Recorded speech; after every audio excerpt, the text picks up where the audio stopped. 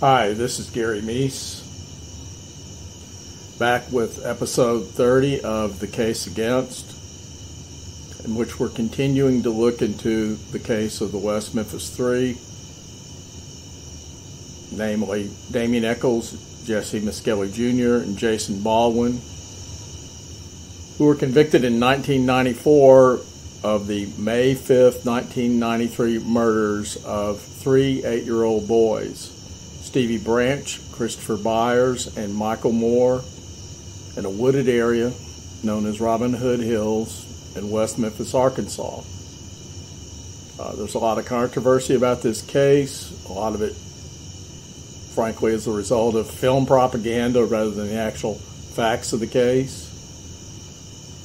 It's pretty clear, if you simply looking at the facts, that the West Memphis Three were properly charged and properly convicted of the killings. They served 18 years. They were released in August of 2011 on an Alford plea in which they pled guilty, which is a guilty plea, which allows them to continue to assert their innocence, but they are nonetheless legally guilty. And from our standpoint, what is more important, factually guilty and deserve actually none of the sympathy and support they've received from thousands of supporters over the years. To put it briefly, these were three teenagers who lived in trailer parks in West Memphis and just outside Marion, Arkansas, which are two adjacent cities in Crittenden County, Arkansas, across the river from Memphis, Tennessee. They brutally bound, tortured, beat, sexually assaulted these three little boys for no other reason. The most obvious, simple reason is that for the thrill of it, though there are enough occult undertones and overtones in the case to suggest that at least one of the three, Damien Echols, had other ideas in mind about what the meaning of the killings were, and that he was obsessed with the accumulation of power through magical means, which is something he's still obsessed with. He's the only professional ceremonial magician in the country that I'm aware of, though I'm sure some others exist, and he exists solely on the basis of his own ill-gotten celebrity and his obsession with the occult to this day. We're going to look today further into the Hutcheson family, who are not related to. Damien Echols was originally named Michael Wayne Hutcheson and changed his name partially as a result of being adopted by stepfather Andy Jack Echols. He changed his last name to Echols, but he also changed his first name from Michael to Damien, supposedly because his reasoning is that he was an admirer of a saint who had ministered to lepers in Hawaii. From my understanding of this, there's every reason to think his knowledge of this came about as a result of reading The Exorcist, which was a copy of there was a copy of that book in his home. That was when they confiscated the evidence. Very popular book. It's not meaningful that alone, that just because somebody has a copy of The Exorcist, or for that matter Stephen King novels in their home, that it doesn't really mean anything other than somebody there likes those kind of stories. We know Echols had a fascination with horror. It's almost certain that he must have read the book. The priest in the book is also named Damien, and took his name from the same priest that ministered to lepers.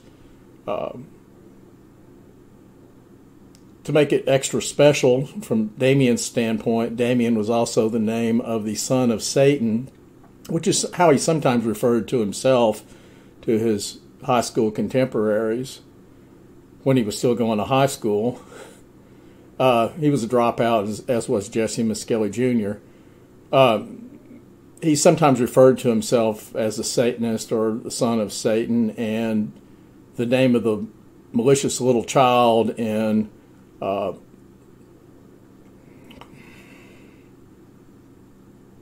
Omen was Damien. I'm going to be reading from a long chapter, and I read the first part in my last episode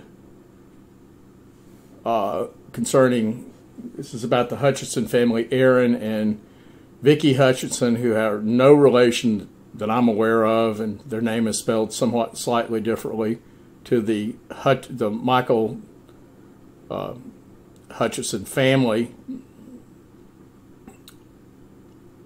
We talked last time about how her son Aaron knew the boys. He was playmates with Christopher and Michael in particular. He certainly knew Stevie Branch.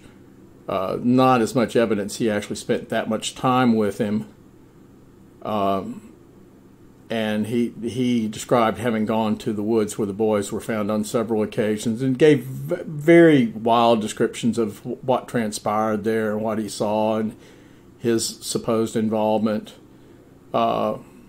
Ultimately, all his interviews yielded very little for the police in terms of his own knowledge. And in 2004, the Arkansas Times, he told them that he really wasn't sure exactly what happened. He wasn't sure if he saw the murders or not, or if he just imagined he'd seen the murders. Interestingly, at the time of the story in Arkansas Times in 2004, he was convinced that the boys had been killed by John Mark Byers, who was the adoptive father of Christopher Byers. And Mark Byers was the favorite alternative suspect in the case up until 2007, 2008, when a hair was discovered that was found on one of the bodies, and there were other hairs that were found at the crime scene that haven't really been conclusively linked to anybody, including the West Memphis Three, I'll add, but they haven't been linked to anybody. Arguably, this hair, because it's simply mitochondrial DNA, is certainly not conclusively linked to Terry Hobbs, who was the stepfather of Stevie Branch. There are all sorts of good reasons why, if it is his hair, that it could have ended up at the crime scene, since all three boys were in the Hobbs home that very afternoon.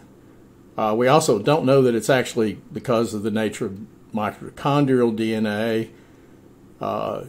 which makes it possible that any one of millions of people in the country, it could be their hair instead of Mr. Hobbs.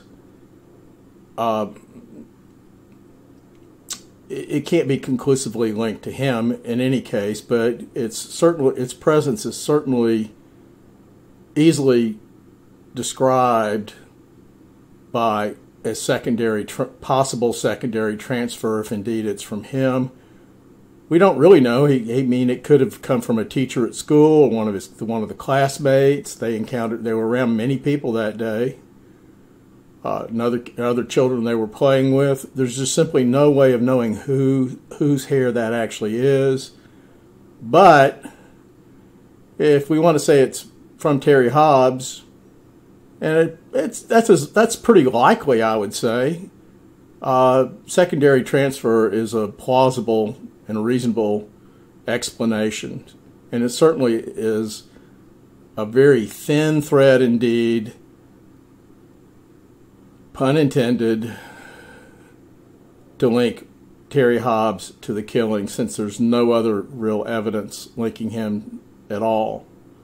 And there's quite a bit of evidence, witness statements and so forth, and just the simple circumstances, which would have made him very difficult for him to navigate all that would have been required for him to show up, kill the boys, get cleaned up, and present the face that he presented to people as late as 6:30, 7 o'clock, as early as late as 6. Well, you know, he was with David Jacoby roughly from quite a bit between 5:30 and 8 o'clock that night. He was seen at home by a police officer at 8:30.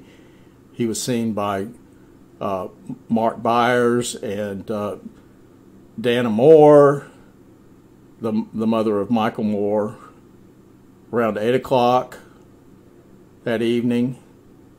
So the amount of time he would have had available to commit the crimes, the just sheer logistics involved, is daunting indeed.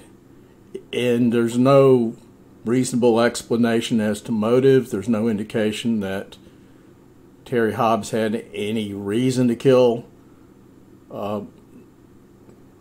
anybody.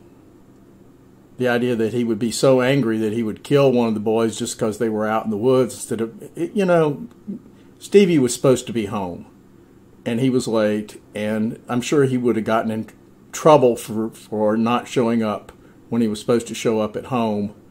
He was supposed to be home before 5, and we know that he was out going into the woods at 6:30 or so that evening based on other witness statements. So he was clearly out of bounds as far as what he was doing that afternoon. No doubt would have gotten in trouble, but there's no reason to think that that would have been grounds for killing him and his friends.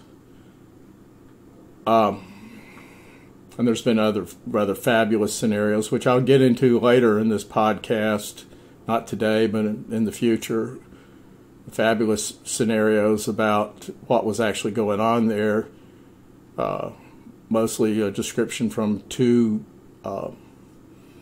convicted rapists, career criminals in the Arkansas prison system, who made various wild claims about Jacoby and Terry Hobbs. Buddy Lucas and L.G. Hollingsworth Jr. That's that's a fabulous scenario, and I say fabulous not in the terms of great, but it's a fable, and it's a bizarre fable that has no basis in fact. And honestly, that's the last scenario that I heard described by Mark Byers, and he was convinced back in 2013 that was the truth about what went on with this. At least that's what he said. And the mother of Pam Hobbs Hicks, 2013, her attorneys put this out. I don't know that she ever actually believed any of it.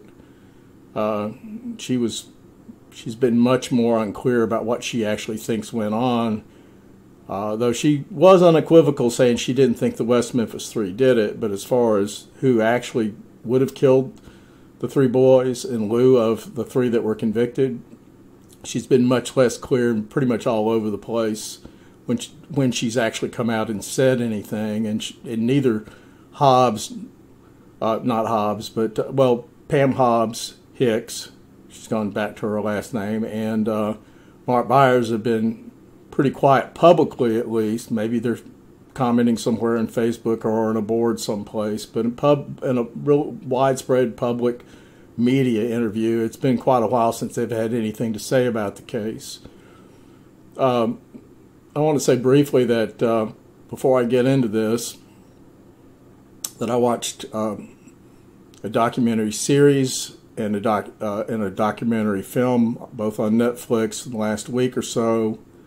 One, The Confession Killer, about Henry Lee Lucas, and Dream Killer about Ryan Ferguson. I don't know anybody that ever believed that outside the group of investigating officers that ever found Henry Lee Lucas to be all that credible. I can remember a book that he had some involvement in appearing in the newspaper office around 1982, 1983, which he, claimed some sort of satanic cult was involved. He and Otis Toole, however Mr. Toole pronounced his name, were involved in this cult that was going around sacrificing. And it seemed very far out and really rather silly at the time. And nobody took it seriously then. That was over 30 years ago. But, I will say it's a fascinating case. It's a fascinating case. What you do get from that series is how an unreliable witness, a brain-damaged man, and I'm not making big excuses for a guy who was a child molester and a killer. I mean, he was a horrible person. At times I felt strange feeling a little sympathy for the dilemma he'd put himself in Texas, where he's about to be executed for a crime he didn't actually commit. At the same time, he brought all this upon himself just because he was trying to work the system, and the system played along with him because the system had its own goals in mind, which is closing out all these cases all around the country. It just got to be ludicrous, and that should have been clear to people who were close. And it's a good example of how people can delude themselves about all sorts of matters, things they're speaking of confirmation bias. You're telling me what I want to hear, so I believe it, even though the evidence may suggest otherwise. Dream Killer is a little more problematic. As soon as Catherine Zellner shows up in it, I sort of recoil because of the ridiculous depth she's gone to with the Stephen Avery case. I will say the Ryan Ferguson case, technically, Ryan Ferguson has not been, his conviction's been vacated. He's not, it's not no longer on the books. He's not convicted of that crime. And the authorities have basically decided to go ahead and just settle out on the case, though I'm not sure exactly where all that's gone as far as the settlement. But basically, the authorities decided not to fight it just because they were egregiously wrong in a technical sense in terms of withholding evidence from the defense. It was Brady violations. Brady violations might make you technically innocent as far as the court's concerned. As far as I'm concerned, you can still be factually guilty, and I think most people would understand that concept. You've got legal innocence and you've got real innocence. Did Ryan Ferguson kill the sports editor one late night in some sort of, with his friend Chuck Harrison, in some sort of drunken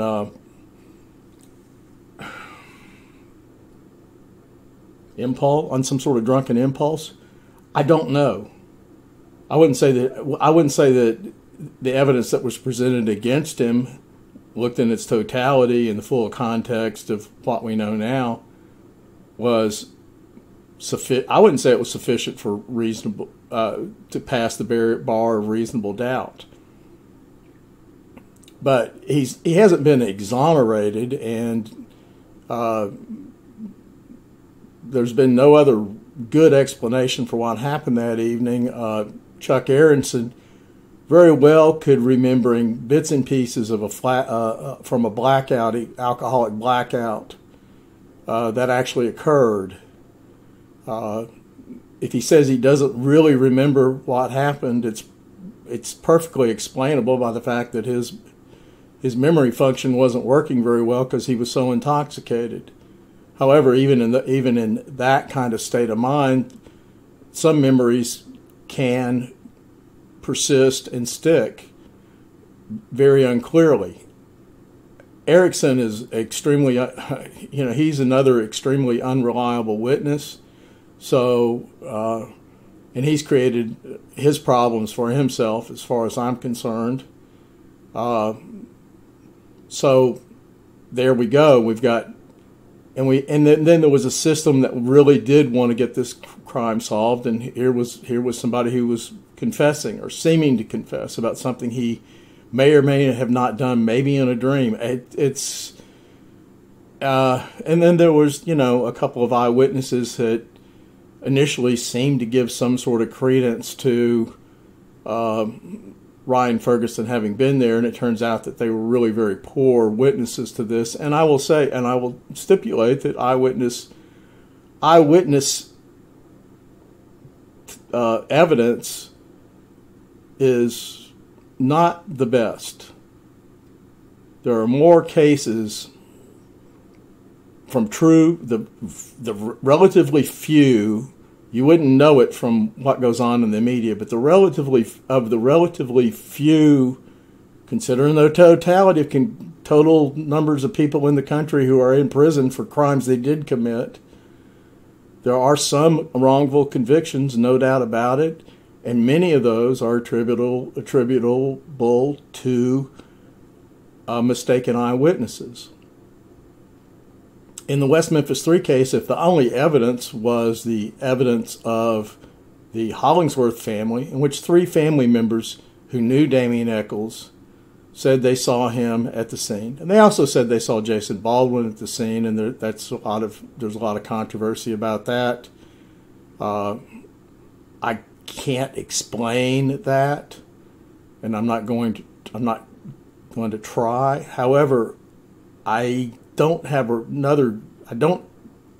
good explanation as to why Jason Baldwin could be, because he was at home at that time, but that night he got home around 9 o'clock or so that evening, despite what the impression he likes to give in interviews.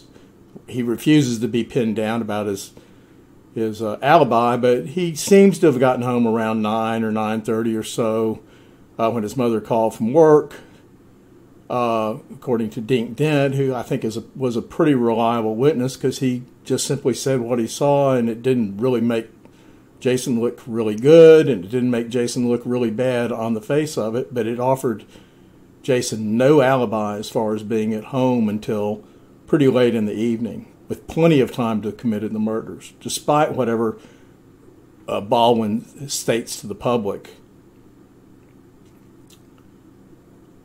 It raises the question, who was the other person with Damien Echols by the side of the road? Some people speculate Dominique Tier was actually there. Dominique has a real alibi, but a weak one. Basically, she has her alibi confirmed by her mother that she was asleep at 9:30 or so on that Wednesday night. It's not an unreasonable alibi. It's certainly better and more consistent than anything we've gotten from any of the 3 killers who have been all over the place with all this. But it's not a really, really strong alibi. Is it possible that she and her mother came up with a consistent alibi and she was actually out by the side of the road that evening with Damien? Maybe just picking him up or bringing him a new set of clothes. Who knows? I mean, why? If she was there, who knows why she was there? But it doesn't suggest she actually was involved directly in the murders, and very well may not have been aware of what was going on till well after the fact. When I say well after the fact, she still may have no sure knowledge of what actually went on that evening. Damien didn't have a great deal of strong feeling for Dominique. He regarded the baby that she was pregnant, 16-year-old pregnant. He regarded the approach of the child as a means to increase his Social Security disability income, and so he wasn't as interested in sacrificing the child as he apparently had talked about. Whether he would actually do it or not, something else, but had talked about with concerning his previous girlfriend, Deanna Holcomb. So who knows? But you have three eyewitnesses who all know Damien Echols, and they all place him by the side of the road that evening. There are also a number of other events that make it that evening rather than some other evening, including the interaction with Dixie Hufford at the laundromat when they were going to pick her up. The Hollingsworth family were.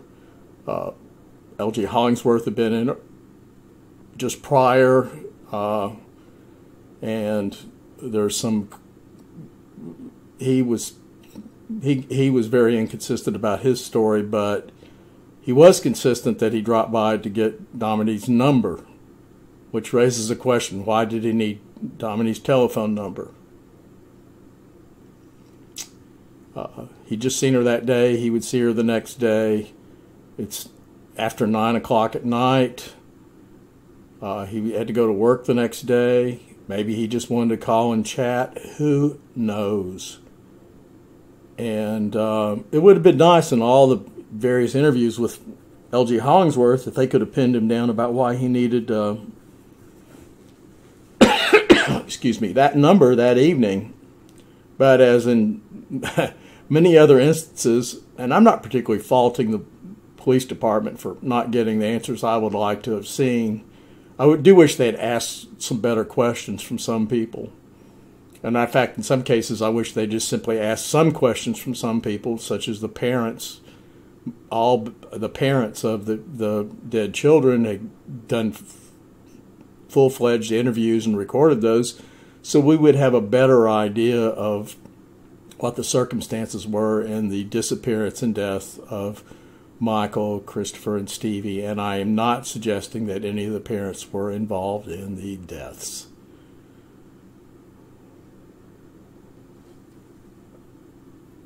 Anyway, Vicki Hutcheson, and I'm sure I'm going to get into this as I read from Blood on Black, one of my books available on Amazon, along with Where the Monsters Go, and a revised, condensed, and more affordable version called The Case Against the West Memphis Three Killers. Vicki Hutcheson and Aaron Hutcheson played a vital role in the solution to this case, but it did not come from their eyewitness testimony. It came from their association.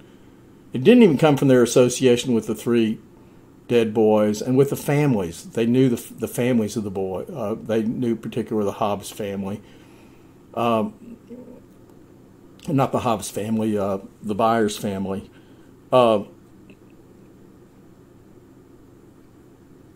But the vital link came through their association with Jessie Misskelley Jr., what Vicki Hutcheson had become good friends with in a very short period of time. She supplied liquor to him on a regular basis. He was still 17. In fact, she confirmed that she supplied, when Jessie Misskelley Jr. described getting drunk and breaking a bot to prosecutors after his conviction, in his post-conviction confessions, of which there were a number. He described breaking a bottle of Evan Williams whiskey on an overpass at the interstates in West Memphis, Arkansas. There are two interstates that run through the town. They found a shard of the bottle, and Vicki Hutcheson confirmed having bought that brand of whiskey for Jessie Misskelley on that evening. So that was useful, but it didn't show up in trial. And what she says in trial, as we're going to see is just, it made for good press, and it was sensationalistic, but as far as being substantive, it just wasn't, there was nothing there. All it did was confirm, if it confirmed anything, that Echols and Misskelley were involved in some occult doings. But Misskelley had already said that he was, and Echols positively bragged about the fact. So anyway, we're gonna get into a portion of the chapter from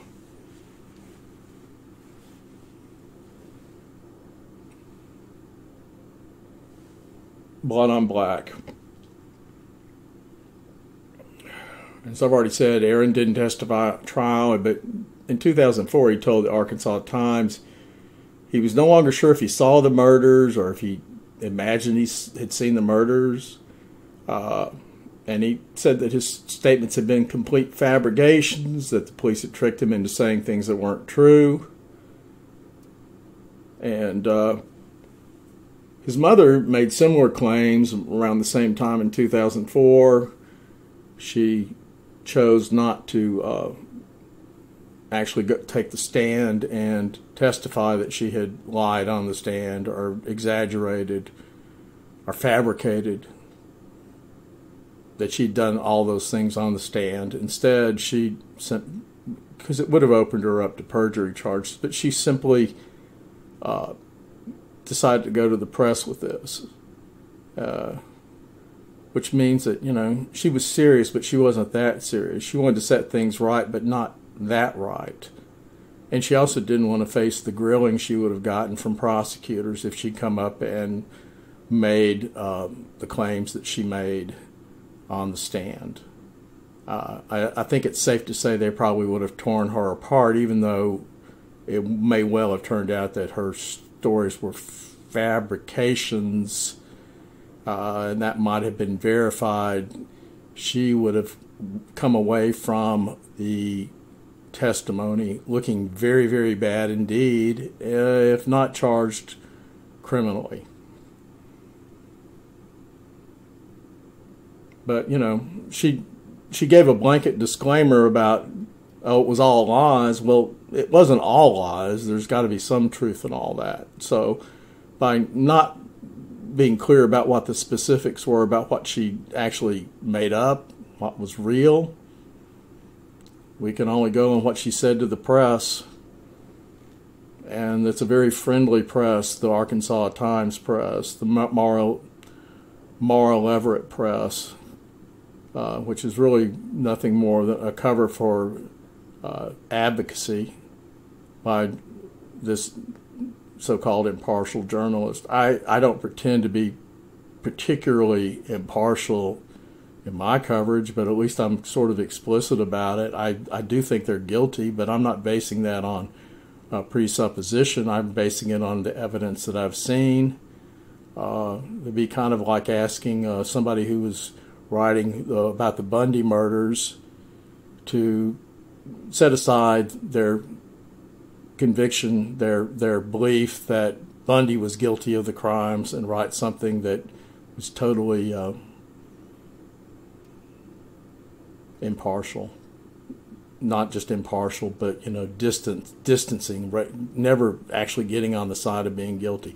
What I was going to say about the documentary, Netflix documentary and the Netflix series, is what you'll find if you look at not just what's there as far as the content, but if you look behind that and who's producing these shows, who's making these shows happen. And in one case, you find filmmaker Andrew Jenks. And by the way, these are both two very talented men. Andrew Jenks did the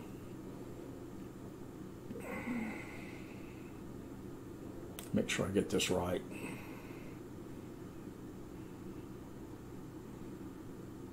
Andrew Jenks did the Ryan Ferguson story. And you look at Andrew Jenks's background, and it's all,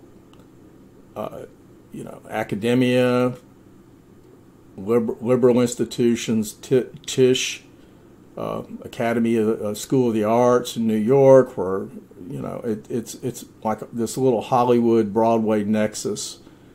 And as we all know, there's a consensus there that police are bad, accused criminals are good, and we'll do anything we can to raise questions about the criminal justice system. And that's exactly what that particular case does. Confession killer. I hope I don't get these backwards. Robert Kenner, he was a graduate of the Salisbury School, which is a noted, very, very long time, extremely progressive, extremely liberal hotbed of academia, lower level, but in the Northeast. Couldn't find out so much about some of his other education. It seems to have been scrubbed from the internet if it ever existed. But his projects have all been very much from a progressive leftist viewpoint, standpoint. And I think it's safe to say that he operates from the same sort of nexus that people like Bruce Sinofsky and what's his name? Man, I'm losing it. Operate from. Anyway, let me rely on my my rapidly aging brain and my faulty memory. I'll fall back on the written text here after I've already talked for quite some time and not even gotten into Vicki Hutcheson. But here we go. Vicki Hutcheson did testify in the Jessie Misskelley trial, but not the Echols Baldwin trial. And she gave a fairly straightforward description of how Echols with Misskelley took her to a witches' meeting. She testified she and Echols left, but Misskelley stayed. Jurors did not hear salacious details about incipient orgies and other bizarre goings-ons, which she described to police earlier. In 2004, to the story in the Arkansas Times, she said about the trip to the esbat, every word of it was a lie. Now, lie or not, her testimony played no role in the Echols-Baldwin case and was not crucial to the conviction of Misskelley. Jurors there were largely convinced by the confession from Misskelley, particularly where Misskelley described chasing down Michael Moore.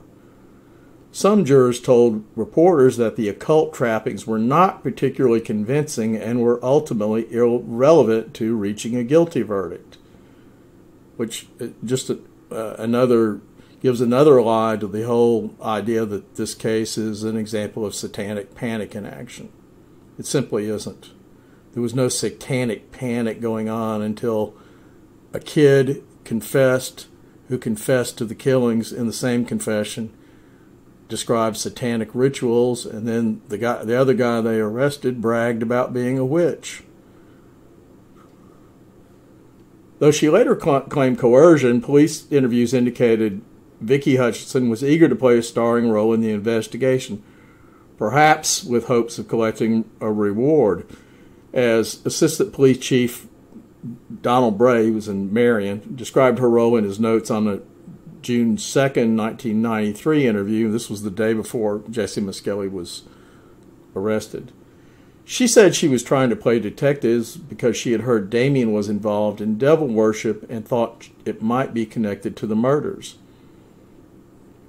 In 2004, Vicki Hutcheson told the Arkansas Times that she not only testified as instructed by the West Memphis PD, where we heard this before, under a threat that she would have her child taken from her and that she would be implicated in the murders. There was no evidence of a police threat.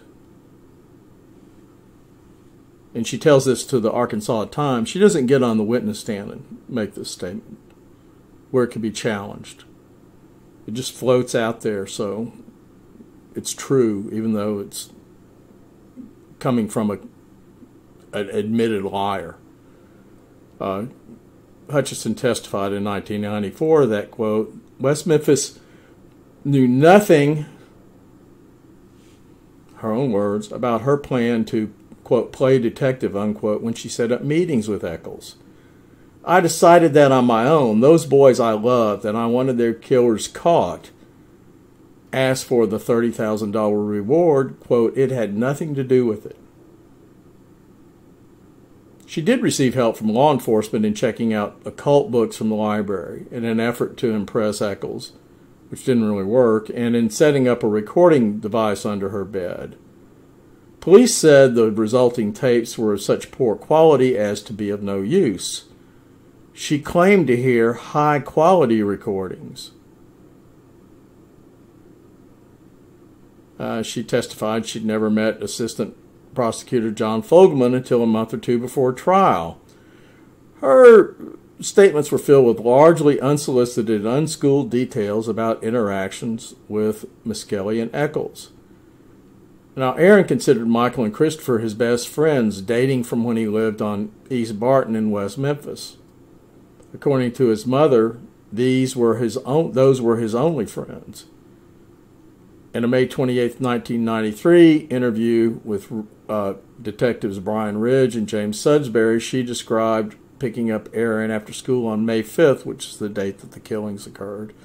I was waiting in where the teachers park on the side of Weaver Elementary and watching for Aaron. It was approximately 15 after 3, and Michael Moore came to one side of my truck and Christopher Byers to the other, and Aaron, close to them, and they were telling me, Miss Vicki, there's a Cub Scout thing tonight, and Aaron needs to go, and Michael's father is their troop leader, and there wasn't a Cub Scout meeting that night. Michael was really insistent upon Aaron going, and they just keep saying there's a Cub Scout thing. Miss Vicki, he has to go. And I said, no, this is Wednesday night. Cub Scouts are tomorrow, Thursday night, and they just kept on. Finally, they got it through. He wasn't going to go, because I just thought they wanted to go and play. And he said, well, then can Aaron just come to my house and you can pick him up in 2 hours? Which I had done frequently, so he had assumed I would do it then, and I just said no because I had some errand to run. Aaron did not go. I went home. Now, she said she went to the grocery about 5:30 and stopped somewhere to eat with Aaron in tow. Quote, he was never alone. They got home, quote, probably about 8 or so. It's a lot of errands. Among her errands, she would tell prosecutors, was going to the liquor store to purchase 2 bottles of Evan Williams whiskey for Jessie Misskelley Jr. and Dennis Carter, who were both underage. His mother, she told this later in February of 1994, after, may have been early March, but after Misskelley was convicted, he was told this story to prosecutors about the whiskey, and she confirmed those details.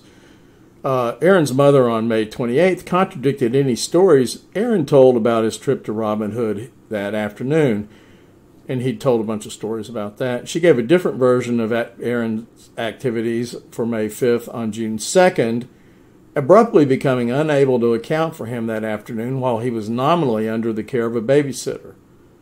The June 2nd version gave Aaron time to go to the woods.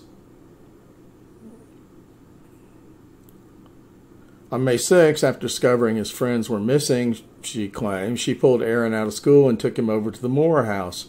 She said, Todd, that'd be Todd Moore, Michael Moore's father, Todd asked Aaron if he might know, did Chris or Michael say anything to him to the effect where they might be, which is very reasonable and very reasonable question to ask. And he said, no, there, you can tell when your child is lying, and it was like he knew something was up. And he said after we had left the Moores coming out of their house, he told me, Mama, let's go to the clubhouse. We need to go to the clubhouse. Well, it's obvious there that Aaron had a pretty good idea where the boys might have gone that afternoon. He wasn't willing to tell, he was willing to lie about it to Todd Moore, even though the boys were missing, and he skirts around the issue with his mother by saying, let's go to the clubhouse. Vicki had been to the site before, the clubhouse being boards nailed up in a tree.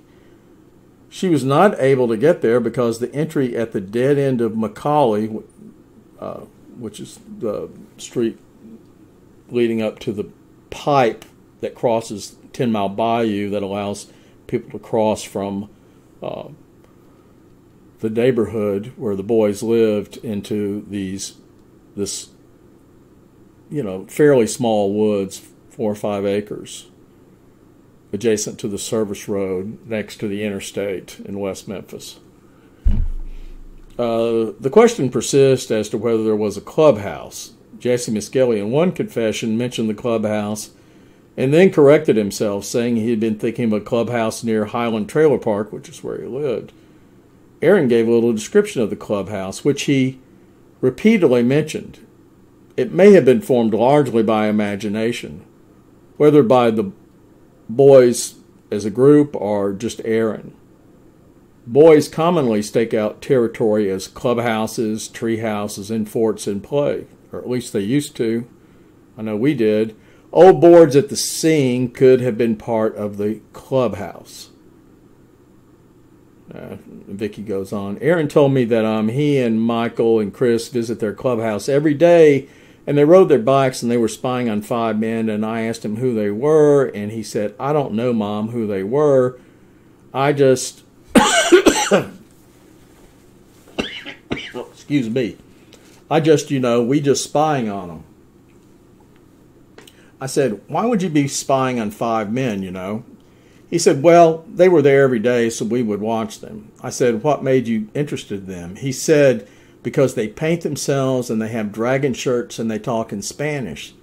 And I say, Aaron, they talk in Spanish. How do you know that's Spanish? I mean, you don't know Spanish. He said, well, I don't understand what they're saying, and they sing bad things. And I said, like, what kind of bad things?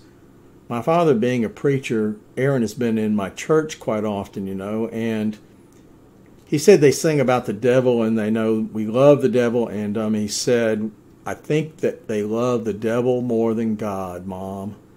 I told him, why didn't y'all leave? Why didn't you come home? Were you scared? They said, no, we hid. They couldn't see us. I said, so y'all went there every day? He said, we went there every day but wouldn't go on Friday. And I told him, why, how do you know Friday? He said, well, that's because that's the day before the weekend, the last day of school, and I know it was Friday and they didn't come. And I said, okay, what happened? What did they do? He said, well, when they first saw them, they sat around a fire in a circle by this tree. They did this like several times. And then they'd sing a song and they'd dance around the tree. Then he told me these 5 men took their clothes off. And I said, Aaron, you know that they took their clothes off. Why didn't you leave? And he said, because we were scared. And they were scared, I guess, of getting caught then. And he said Michael kept telling him that it was an Indian thing they were supposed to do. And Chris said, no, they're getting ready to have sex. And I told Aaron doesn't know about sex. And we talked about it in all the books you've seen. He said that they had their Peters in each other's butts and said they watched. And I just got into detail with him with the sex thing. I know he's telling the truth. Vicki added, Jessie Misskelley had told Aaron that the boy's killer had been found, and Aaron was ecstatic over it. He was very happy. He later found out that wasn't true. What's really weird is he said, exactly that it was a Satanistic group, namely the Dragons.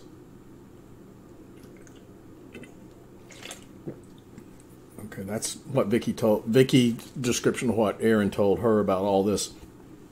She also related that she had heard third hand that Robert Burks, B-U-R-K-S, which would actually have been a teenager there named Robert Birch, who was looked into as a potential person of interest, had told a teen girl that he killed the boys and would kill the girl if she talked. Birch, whose name came up repeatedly in the investigation, talked to police and offered no alibi, but there was nothing but rumor and an acquaintance with Baldwin and Misskelley linking him to the case. Vicki also named some of Damien's friends and the Satan worshippers. Sean, Spider Webb, Burks, Snake, Jason, some little boy named Jason. I don't know his name. He lives in Lakeshore. It's obviously Jason Baldwin, and Misskelley. Vicki said, there's a guy he calls Lucy, but everyone else calls Lucifer. He's an older guy. He's probably closer to my age, 30. I haven't really been up close with him, you know. I've seen him in a car. He's got brownish hair and he does have a big nose. I believe he had glasses on. She said Lucifer drove an old beaten-up car, quote, like an Impala or Caprice. It looked like a primer color, you know, like they were going to paint it. The mysterious Lucifer popped up again and again in descriptions of the cult in Lakeshore Trailer Park, which is where Jason Baldwin and Dominique Tier lived, and where Damien spent a great deal of his time. Now, Lucifer was described differently from different people, but he was consistently described as older than the teens. In her May 28th interview, Vicki Hutcheson described how shortly after the killings, she sent Aaron out of town for 8 days to stay with her sister, meanwhile talking to people about the case, including a little Jessie Misskelley, lives down the street from me, and you know that I was really close to him because he was always around. He doesn't go to school or anything. He help you mow the lawn and stuff, and I've gotten really close with him. He made mention after this came out that he had seen Chris Byers over by the Beacon that morning, on the morning that, you know, they were found, and that Chris was in a pink shirt and even picked him out in the paper to me. That was odd for him to say something like that, so I just keep talking with Jessie because Jessie's, not a bad kid, you know. You don't know who people know, so I just keep talking to Jessie about stuff, and Jessie told me about a friend of his named Damien, and this friend drank blood and stuff. He just keep going on and on about how weird he was and stuff. So, by the way, you know, the stuff that we knew, the public knew, that was coming out in the paper and stuff. I just thought how they were killed was odd because, you know, maybe it was like a devil worshipping thing, or, you know, something just hit me that it might be it. And I thought that this kid doing this, you know, maybe he knew something, or maybe Jessie knew something. So Jessie had told me that Damien hang out at Lakeshore, and so I went out of my way, you know, to try to go around Lakeshore and, you know, people around there. And I told Jessie I had seen Damien, and I asked him, how did I know it was Damien? Now that's one of the world's longest sentences there. She talks about what the people knew that was coming out in the paper. There was not anything about satanic panic coming out in the paper. There was a false report, or not a false report, a misleading report that had come out about the discovery of the boys, which stated that they had all been mutilated.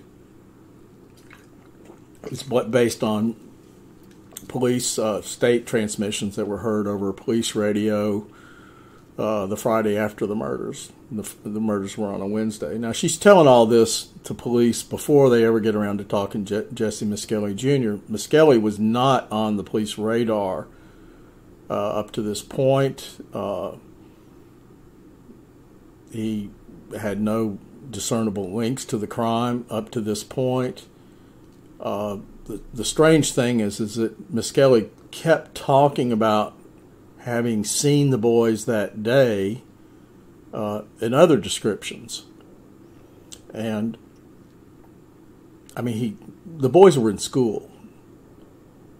And they were not, there's no evidence they were up around an overpass and the various other places that Misskelley described. And Christopher Byers did not have on a pink shirt that day. So these were odd things for Misskelley to be saying. I don't have a real explanation for why he would be saying this, but you can see this is a case where he talked to the wrong person, somebody who was not going to keep anything to herself, and she goes blabbing to police. He blabs, she blabs, and the next thing you know, Jessie Misskelley Jr. is blabbing in a confession. And of course, after he's convicted, he keeps on blabbing. Misskelley essentially convicted himself, and he provided the means by which Echols and Baldwin were charged. Up to that point, Echols was a strong suspect, not based on black T-shirts, weird haircuts, or love of Metallica, but from other factors, including an eyewitness sighting, his own statements to police, a confession, report of a confession to a friend about the being involved in the killing. So he was a strong suspect by his own actions and by the eyewitness accounts prior to the arrest, but they didn't have enough to charge him until Jessie Misskelley Jr. confessed. And the only reason he confessed is because he was taken to the police station to talk about what he knew about Damien Echols. They'd talked to plenty of other kids from the trailer parks and gotten various forms of information about Damien Echols and not just him, but other potential suspects. They were still looking at other potential suspects up until the day that they were charged. And so Misskelley, if Misskelley had just stopped all this idle talk to Vicki Hutcheson, she wouldn't have passed it along to the police. The police may never have talked to Jessie Misskelley Jr., and he would never have gone. Maybe they would never have made an arrest in the case. It's not that unlikely. Except you have Jessie Misskelley Jr. involved. He was going to talk sooner or later. He was already talking. He was going to continue to talk. It would have gotten back to them sooner or later.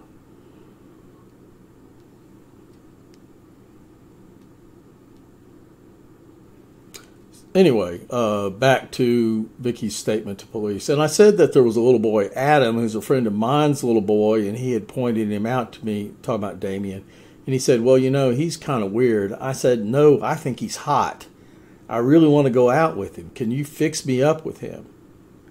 And, he was real surprised, but he said, yeah, if you want to go out with him, I'll fix you up with him, and he did. So Vicki Hutcheson thought that maybe Jessie knew something based on strange things he had said, and she thought maybe he knew something based on the fact that Misskelley was fascinated with Echols' weird practices, beliefs such as drinking blood. So Jessie fixed up Vicki and Damien. It didn't take much persuasion. Misskelley drove the Hutcheson pickup over to Baldwin's home, told Echols that he knew a woman who wanted to meet him, and Echols hopped aboard.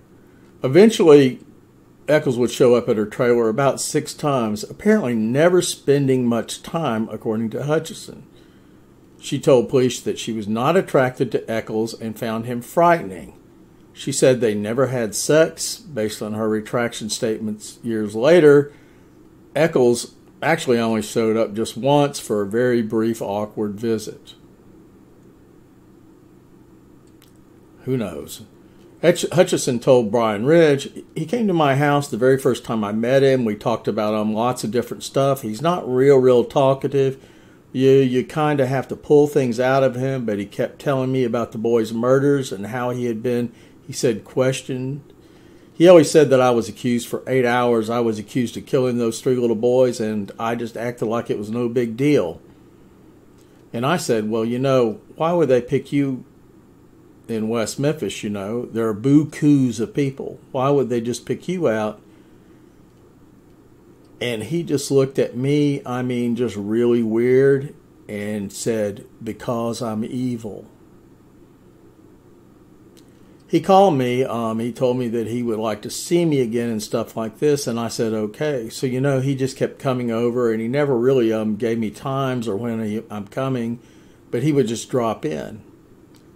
And in the meantime, communicating with Officer Bray, I'd gotten some satanic books and witch books and all this, and we were sitting on my couch, and I laid them out where he could see them right close to my table. He said, he picked one up and asked me what I was doing. I got out a Cosmopolitan, and in the back there was a Wicca, they spell it Wicca, thing that you write to, and you become a witch or go to witch school or something like that.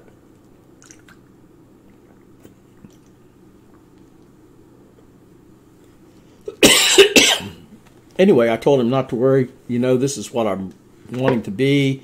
And he just looked at me really weird, and he said, you don't have to go like that. You don't have to go there to do that.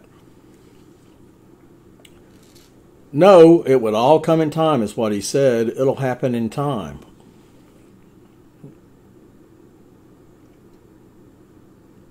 Excuse me a minute.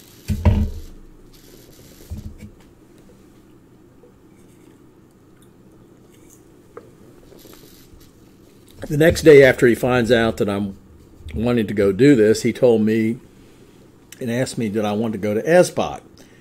I didn't know what esbat was. I looked it up in the book and found out it was a meeting, and I thought immediately, yeah, this is where I want to go. I want to see what's going on. Then he took me and he picked me up, and he took me in a red Escort. He drove us to Turl, which is a little town, sad, dilapidated little town in North Crittenden County. And she said Misskelley went along for the ride to Turl, a small, poor community of about 800 residents, about 12 miles north of Marion. The Wapanaka National Wildlife Refuge, centered around Lake Wapanaka, is adjacent to the township. The esbat location is sometimes referred to as Turl Twist or Twist, with Twist being the name of a small farm-based community at the Crittenden Cross County line. It's really just like a wide spot in the road. Misskelley told officers on June 3rd that Damien drove a red car owned by Jack Echols. Among the many criticisms about the esbat story are that Damien didn't drive and Damien didn't have access to a red car. It seems unlikely that Misskelley mentioned the red car just to corroborate Hutcheson's story. And at this point, I'm unable to determine what color car Jack Echols had. But let's presume he had a car. And just because Damien said he didn't drive didn't mean he didn't drive. Hutcheson described the trip. He took us to, I'm not really familiar. I'm from Springdale, so I'm not familiar with this area even, but Turl, I was really lost. I do know where he went, we turned off and hit a dirt road and about by some kind of water and in woods and a field. And by the time we got in there, it was dark. It was quite a drive.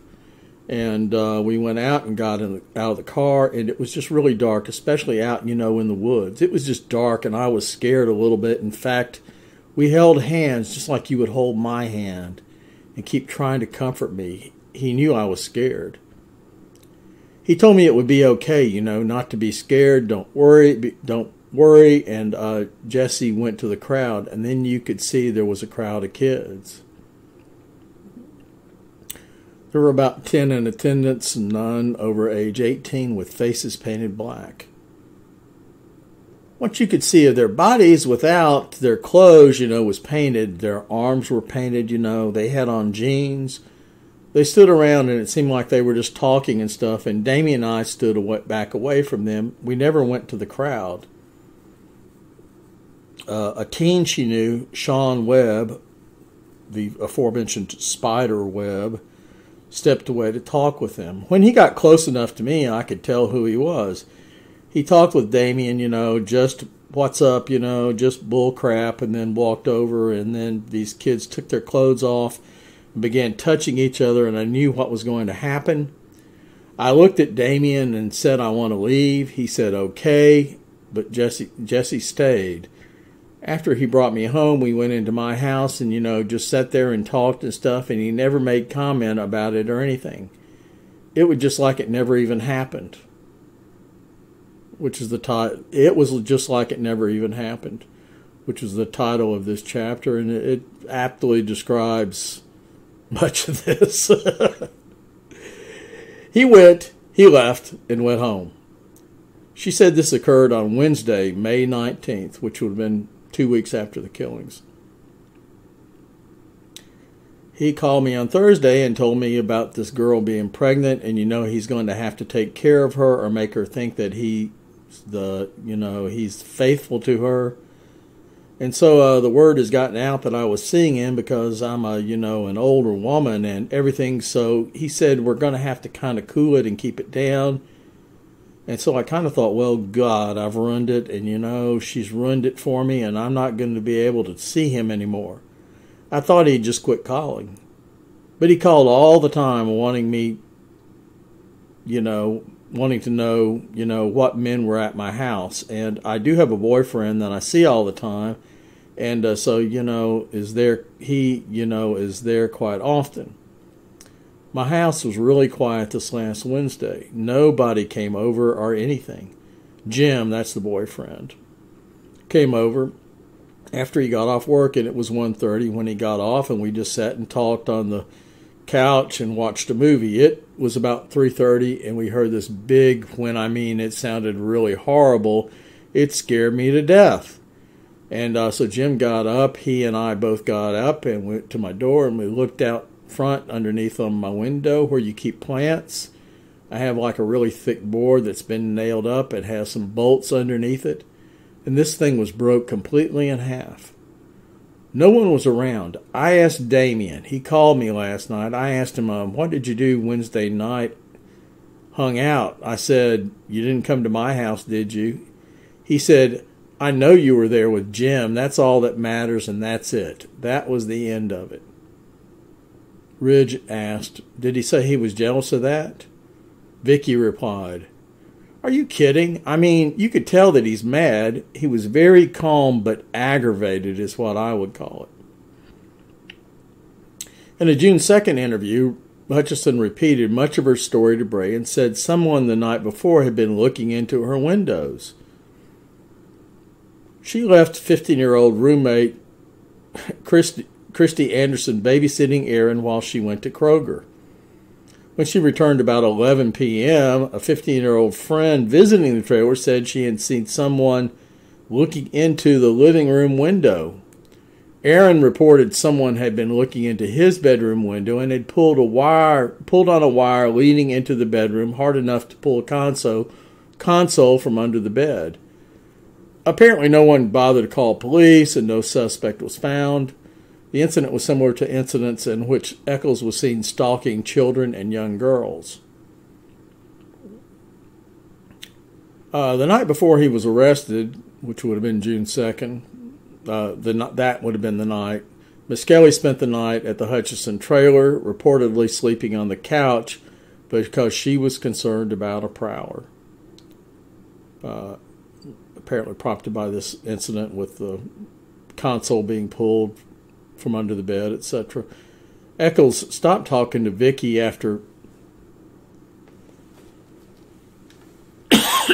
May 28th, 1993, when the FBI supposedly came out and took photos of his trailer. She had planned a party for Saturday, May 29th, inviting Echols, Misskelley, and Robert Birch.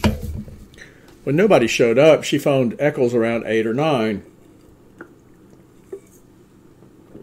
He told her he had something important to do. When she asked if she could come along, he said no. She tried to talk to him again on June 1st around 7:30 p.m. Echols' sister Michelle told her Damien had gone to bed. Echols noted, "Vicki says she is scared now." Vicki Hutcheson took a polygraph test on June 2nd. No deception was indicated when she said that she had not met Echols prior to 3 weeks before, that she had not told Aaron what to tell police, that she had no knowledge of the murders, foreknowledge of the murders, and that no one told her they were involved in the killings.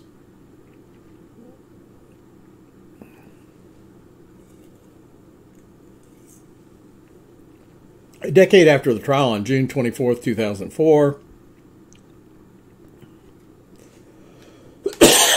excuse me, Hutcheson gave a sworn statement to the Misskelley defense team in which she claimed that Don Bray and Jerry Driver, who was a juvenile officer, persuaded her that Echols was guilty. She described her initial meeting with Echols as a fiasco, describing him as a normal teen, which is a far cry from what she described at the time. Vicki claimed the tapes of their conversations were of good quality, but worked against the case the police were hoping to build. She claimed Ridge suggested that if she could not deliver evidence against Echols, she could be seen as the vital link between the killers and their victims, that she could be implicated in the homicide. Quote, "And they also told me it would be a shame if I lost Aaron over this whole thing." Well, for the well-being of Aaron, it probably wouldn't be a shame, but go on with this. She claimed Ridge schooled her over 12 and a half hours on a made-up story about the esbat trip. And then I just started making up stuff as I went because I didn't know what else to do, and I did. After the first meeting, she claimed she talked to Echols just once when she called him and said he said he was under FBI surveillance. On the day of her court appearance, quote, "I was kind of high. I couldn't even stand up. I even had somebody go get me some more pills." And supposedly she'd taken 4 Prozac, at least 13 Valium, and 4 pain pills prior to testifying. She'd been taking Prozac, Valium, and a sleeping medication, Trazodone, during May, all from the East Arkansas Mental Health Center, as well as obtaining pain pills from Melissa Byers, who was Christopher Byers' mother, and downers from another friend. She was seeing a therapist and a psychiatrist. She said she was bipolar, had been diagnosed with paranoid schizophrenia, and had post-traumatic stress syndrome. At the time of the trial, her part-time job as a bartender at the Ramada Inn, which is after she was let go for this money problem at the gas station, allowed her to drink, quote, "as much as I wanted. I should say that when I left, I felt pretty good every night." In 1994, after the trials were over, she told defense investigators that she drank a bottle of Wild Turkey whiskey prior to the trip to the esbat and could not recall the circumstances or who accompanied her, only that she awoke the next morning lying on her front lawn. The drinking bout was spurred by a disagreement with her boyfriend. She claimed Misskelley stayed overnight at her home armed with a gun because Mark Byers, quote, "was always bothering us." Hutcheson said she became a methamphetamine addict while working at a strip club prior to going to prison around 1995. And 2004, she said she had recently gotten off meth. The timeline on harassment by Byers in May 1993 seemed to make little sense, as her role in the case wasn't public knowledge then. In 2004, she said, "We kept it quiet until Ron Lax's," he was a defense investigator who injected himself into the case, till Ron Lax's big mouth, and he opened up that whole can of worms, and everyone found out they talked to Aaron. Then they found out about me and all that deal. She said Byers wanted to talk with Aaron, quote, by himself with him to McDonald's, unquote. She refused. She claimed Byers started buying Aaron gifts and brought a Christmas tree to their house. She would see someone, quote, a really tall, big person, unquote, hanging around her back porch. Quote, and I just knew it was Mark. I just had a feeling it was Mark. At the time she was telling this story, she and her son were on board with Mark Byers being the alternative suspect. And for those who don't know, Mark Byers is remarkably large, very tall.